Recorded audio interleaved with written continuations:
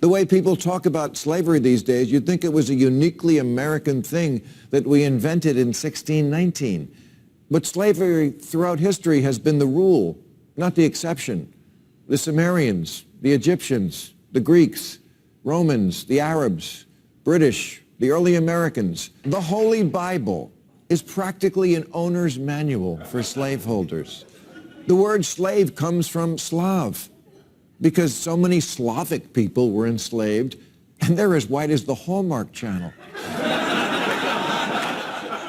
Who do you think gathered the slaves from the interior of Africa to sell to slave traders?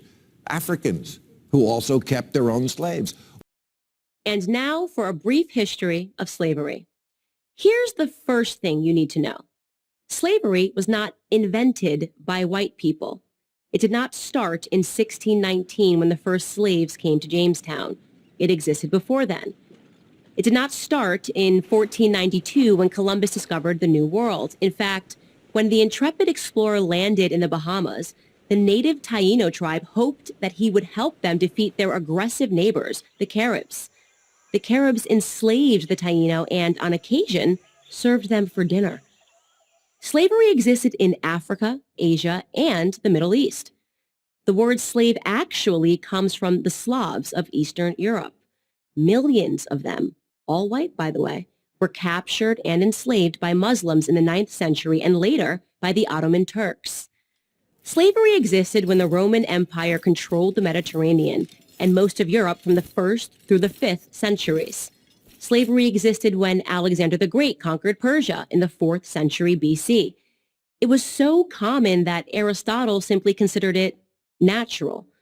The slave-master model was just how the world operated in the great philosopher's day. Slavery existed during the time of the ancient Egyptians 5,000 years ago. As far back as we can go in human history, we find slavery. As renowned historian John Steele Gordon notes from time immemorial, slaves were a major item of commerce. As much as a third of the population of the ancient world was enslaved. Here's the second thing you need to know. White people were the first to formally put an end to slavery. In 1833, Britain was the first country in the history of the world to pass a Slavery Abolition Act. They were quickly followed by France, who in 1848 abolished slavery in her many colonies. Then, of course, came the 13th Amendment in the United States Constitution.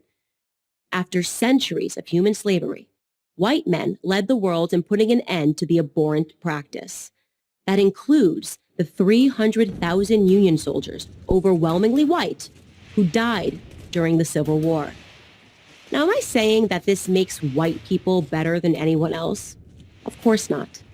My purpose here is to simply tell the truth, and the truth is that human history is complicated. No one, regardless of skin color, stands guiltless. Yet today we are never told to consider the murderous Persian Empire or the cannibalism of indigenous tribes of North and South America or the heinous actions under the imperialistic Muslim, Chinese, Mongol, or Japanese empires, to name just a few. Instead, we're told that slavery is a white phenomenon. And like all persistent lies, this lie spawns a bunch of other lies. On social media, I come across extraordinary depictions about how Africans lived like pharaohs before Europeans came and laid waste to their paradise.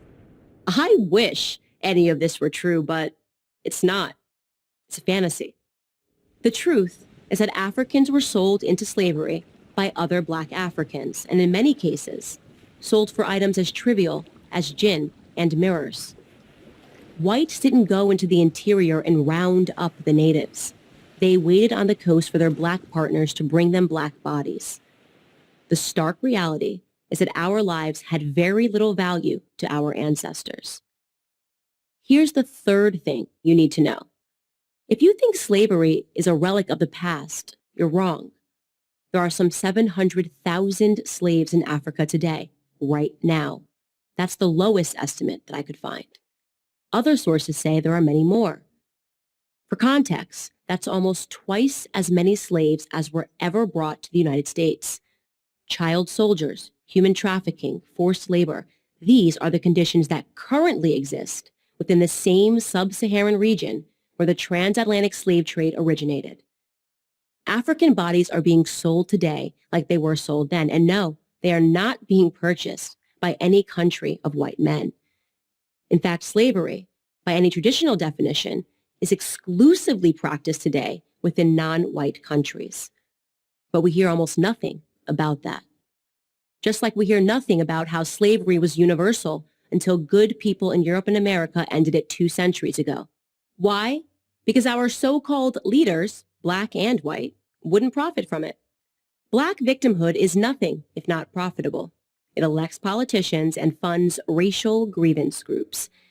And if black Americans began to view themselves as partners in the American dream, if we embraced the patriotic spirit that holds all men are created equal, the patriotic spirit that is our real heritage, then the race hustlers would soon be out of business. And who wants that?